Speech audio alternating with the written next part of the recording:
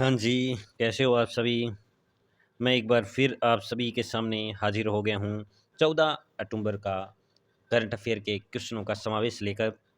आज है 14 अक्टूबर, वार है सोमवार, तो लीजिए अपने इष्ट देव का नाम, बोलो हर हर महादेव, जय सिया राम, राधे राधे। सभी का स्वागत है परिष्कार के यूट्यूब चैनल पर। आप इस क्लास को एंड तक ज़रूर देखिएगा और एंड में मैं आपसे एक क्वेश्चन पूछूंगा।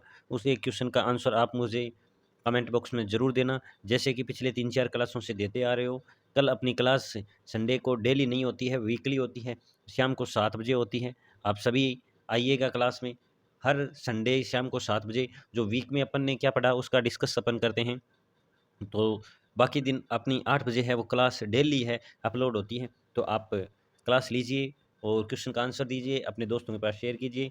तो चलो अब देर नहीं करते हुए स्टार्ट करते हैं, लेकिन आप सभी के सामने एक प्यारे से पॉजिटिव कोट के साथ है, वो स्टार्ट करते हैं। और आज का पॉजिटिव कोट है कि महत्वाकांक्षा सफलता का मार्ग है, दृढ़ता वह वाहन है जिस पर आप सफलता तक पहुंच सकते हैं, या पहुंच सकते नहीं, पहुंचते हैं।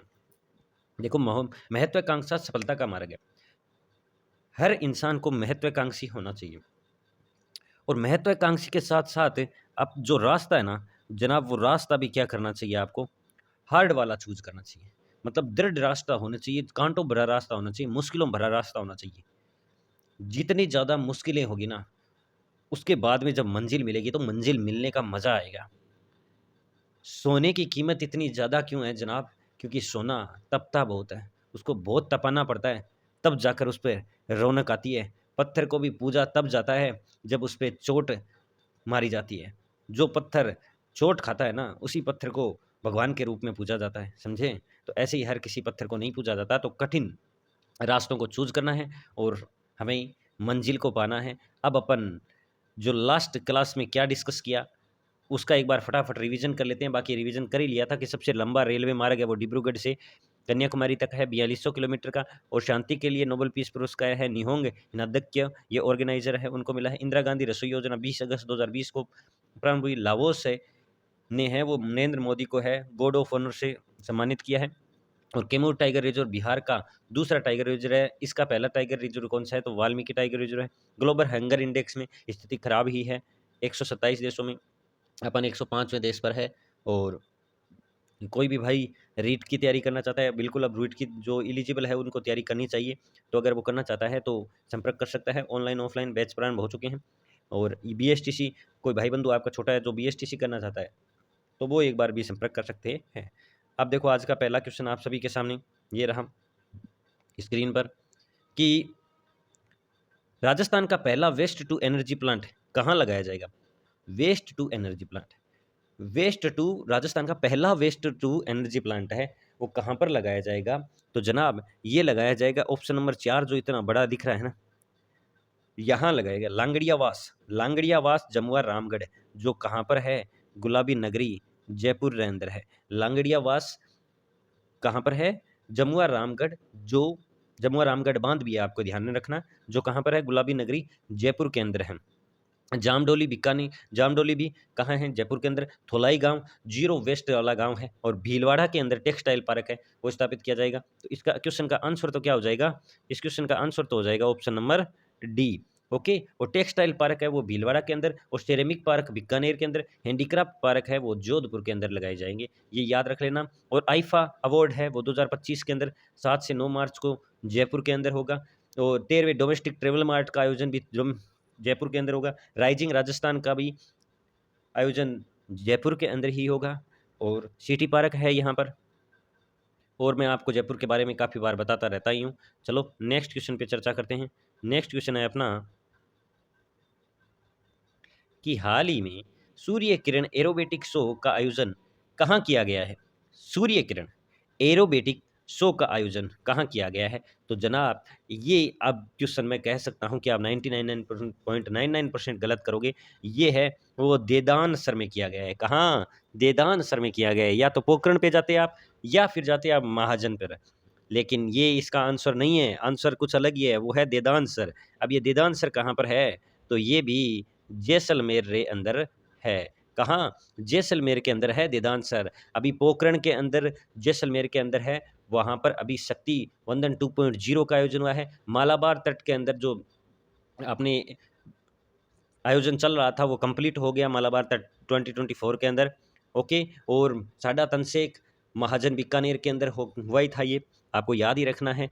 और अपन जैसलमेर के बारे में, तो जैसलमेर बहुत बड़ा है, तो जैसलमेर के शासकों का जो अंतिम संस्कार है, मतलब शमशान घर कौन सा कहाँ पर है, तो बड़ा गांव जैसलमेर के अंदर ही है। और जैसलमेर के अंदर ही तो रूर सम क्षेत्र है जहाँ वो जो मरुस्थल के लिए जाना जाता है। जैसलमेर के अंदर आकलवुड फॉसिल पार्क है, और जो गोडावण सबसे पाए जाते हैं वो इसी पार्क में पाया जाता है। ये जैसलमेर में ही है आकलवुड फॉसिल पार्क, जैसलमेर और बाड़मेर की सीमा के अंदर। ये भी आपको रखना है। अभी डायनासोर की प्रजाति सबसे ज़्यादा मिली थी, वो भी आकलवुड फॉसिल पार्क में ही मिली थी। अब बोलो और कुछ। चलो नेक्स्ट क्वेश्चन देखते हैं। रावल जैसल ने जैसलमेर को बसाया था। ये साथ में मेडिसन वाला यार वो नोबेल पुरस्कार की लिस्ट मैंने लिख रखी है, डिस्कस नहीं कराई, काफ़ी बार डिस्कस करा दी। गैरी वक्कन, जेफरी जे होपफील्ड, ये सारे आप कर लेना, किसको जीव विज्ञान का मिला है, किसको शांति के लिए मिला है। हाल ही में उभरते अनूठे पर्यटन अवार्ड हेरिटेज रिजोर्ट हेतु किसे मिला है? जो उभरते अनूठे पर्यटन अवार्ड जो हेरिटेज के रूप में किसे मिला है, तो वो जनाब मिला है सांबर हेरिटेज को मिला है। किसे? सांबर हेरिटेज। आरटीडीसी नाम सुना होगा, ये है अपने राजस्थान के अंदर है। जितने भी कोई किले वगैरह है, कोई पर्यटन वाली चीज़ है जो सही तरीके से नहीं रख पाते, तो उसको अपने अंदर कर लेती है, अपने अंडर में कर लेती है, और उसके बाद में इस पे या तो होटल का संचालन करती है या कुछ ना कुछ चीज़ें हैं वो संचालन करती है। ज़्यादातर होटल का ही होता है। पिछोला जिले में जगमहल के अंदर होटल बनाया जाता है, और वो हेरिटेज होटल बनते हैं। और हेरिटेज होटल होते हैं ना, तो जहाँ उसके अंदर शानदार फैसिलिटी होती है, गज़ब फैसिलिटी होती है। आप और मैं ऐसे तो अपन जा ही नहीं सकते, क्योंकि उसमें इसमें किराया भी जनाब एक रात का 50-50 हज़ार होता है। मतलब 24 घंटे का किराया भी 50-50 हज़ार होता है। यहाँ पे चाय भी 100 रुपए की मिलती है। तो ये जनाब अपने लिए थोड़ी ना बनाया जाता है हेरिटेज। हेरिटेज बनाया जाता है जो बाहर के विदेशी पर्यटक आते हैं ना, उनके लिए बनाया जाता है। क्यों? क्योंकि उनको क्या है, फैसिलिटी अच्छी मिलनी चाहिए। अतिथि देवो भव। वो अपने अंदर अपने भारत के अंदर और राजस्थान के अंदर आएँगे, तो उनकी सेवा खातिरदारी होनी चाहिए। और वो तो भाई साहब पैसे तो खूब फेंकते हैं, उनको पैसे की कोई लोड ही नहीं है। अपन वैसे ऐसे लोग लेते हैं पैसों की टेंशन, तो वो तो जनाब फैसिलिटी देखते हैं, और फैसिलिटी हमें देने की ज़िम्मेदारी किसकी दे रखी है? आरटीडीसी को दे रखी है। आरटीडीसी बोलता है मैं पूरी फैसिलिटी की ज़िम्मेदारी दूँगा, आप टेंशन मत लो, मैं राजस्थान का नाम नहीं नीचे होने दूँगा। तो इसीलिए वहाँ पर पूरी फैसिलिटी दी जाती है। ऐसे नहीं कि अपन तो घूमने जाते हैं तो ये देखते हैं कि ₹250 वाला रूम देख लेते हैं, कोई धर्मशाला वगैरह देख लेते हैं, जहाँ पंखा चले तो ठीक है, मच्छर काटे तो ठीक है। जनाब वो ऐसे नहीं देखते, समझे ना? तो इसलिए ये काम करवाया जाता है आरटीडीसी के द्वारा। कि अभ्युदय अंतर्राष्ट्रीय संस्थान की ओर से साहित्य और पत्रकारिता पुरस्कार किसे दिया गया है? ये किसे दिया जाएगा? ये नवंबर 2024 के अंदर दिया जाएगा। नवंबर 2024 के अंदर दिया जाएगा, और जब जब ये दिया जाएगा ना वापिस, तो जनाब ये क्वेश्चन वापिस आप सभी के सामने आएगा, और मैं वापिस चर्चा करूँगा। और याद रख लेना, आज सोमवार का दिन है 14 अक्टूबर को, तो ये दिया जाएगा डॉक्टर हरिदास व्यास को। किसे? डॉक्टर हरिदास व्यास को है अभ्युदय अंतर्राष्ट्रीय संस्थान की ओर से साहित्य और पत्रकारिता का पुरस्कार से नवाजा जाएगा। और अभी जो नरेंद्र मोदी जी हैं, वो लाओस की यात्रा पर गए थे 21वें एशियन शिखर सम्मेलन और 19वें पूर्व एशियन शिखर सम्मेलन के तहत। तो लाओस ने है उन्हें गॉर्ड ऑफ ऑनर से नवाजा था। तो ये भी याद रखना कि गॉर्ड ऑफ ऑनर है वो किसे दिया गया है, तो अभी नरेंद्र मोदी जी को दिया गया है। चलो नेक्स्ट क्वेश्चन, बहुत ही प्यारा क्वेश्चन है। भारत एसएससी और एनटीपीसी वालों थोड़ा सा ध्यान दे लीजिए। गवर्नर से रिलेटेड आपके क्वेश्चन एक पक्का ही देखने को मिलता है कि भारत के पहले गवर्नर जनरल कौन थे? देखो ये 4 ऑप्शन है आप सभी के सामने, Lord Ripon, Lord Canning, Lord William Bentinck और उपरोक्त सभी। उपरोक्त सभी काट दो, 6 सभी इंसान हो नहीं सकते। तो पहले गवर्नर जनरल कौन थे? लॉर्ड विलियम बेंटिंग थे। कौन थे? लॉर्ड विलियम बेंटिंग थे। यही थे वो जिन्होंने सती प्रथा पर क्या लगाई थी? रोक लगाई थी। और अभी 1987 का जो कांड हुआ था ना अपने राजस्थान के अंदर, जो 1987 के अंदर कांड हुआ था, दिलावर सती कांड, रूपवास वाला और सिक्कर वाला, तो याद रख लेना। तो लॉर्ड विलियम बेंटिंग, ये नो डाउट जितने भी गवर्नर जनरल आए थे ना, ये बाहर के ब्रिटिश आए थे ना, तो वो अपने इंडिया को खराब ही करे गए हैं। लेकिन बहुत सारी चीज़ें हैं ना, पॉजिटिव वे भी देख सकते हैं अपन, बहुत सारी चीज़ें सही करके गए हैं। जैसे प्रथाओं पर रोक लगाए हैं, तो लॉर्ड विलियम बेंटिंग ने ही वो 1829 में भी उसी टाइम है सती प्रथा पर रोक लगा दी थी इन्होंने। और फिर 1857 की क्रांति आप सबको पता है, उसमें लॉर्ड कैनिंग थे क्रांति के समय। और यही लॉर्ड कैनिंग है ना, आपको ध्यान में रखना है, पहले जनरल और वायसराय थे भारत के, पहले जनरल और वायसराय। इतनी बार ये क्वेश्चन पूछा गया एनटीपीसी और जैसे डी ग्रुप के अंदर, आप मतलब हर शिफ्ट के अंदर गवर्नर से रिलेटेड एक क्वेश्चन पूछा जाता है। और बंगाल विभाजन के समय है वो लॉर्ड कर्जन, नाम ने सुना होगा। बंगाल विभाजन 1905 में हुआ था और 1911 में ये कंप्लीट हुआ था। तो ये लॉर्ड कर्जन थे उस टाइम गवर्नर जनरल। ठीक है, याद रख लेना। ओके, और ये लास्ट डोज का क्वेश्चन है। लास्ट डोज का क्वेश्चन काफ़ी लोगों ने सही आंसर दिया। सरिस का इसका आंसर है। मैं काफ़ी बार बोलता हूँ, 5 टाइगर रिजर्व है, बहुत बार बोल रहा हूँ मैं, सारे के सारे। और ये जो सरिस का है ये 1978 के अंदर टाइगर रिजर्व की श्रेणी में आया था। ये आप सभी के लिए एक प्यारा सा क्वेश्चन, और आई होप आप इसका आंसर दोगे, मुझे आशा है, और बिल्कुल आपको देना है। मैं पलके बिछा कर बैठा हूँ आपके इस क्वेश्चन का आंसर का जानने के लिए। तो आप आंसर ज़रूर दीजिएगा। और ये क्लास है वो कंप्लीट होती है।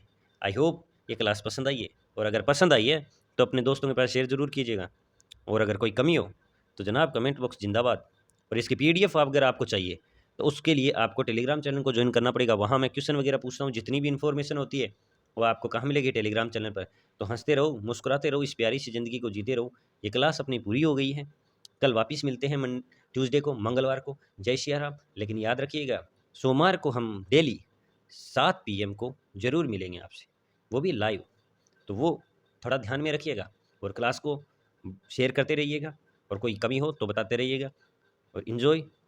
जय हिंद, जय भारत, धन्यवाद, जय श्री राम।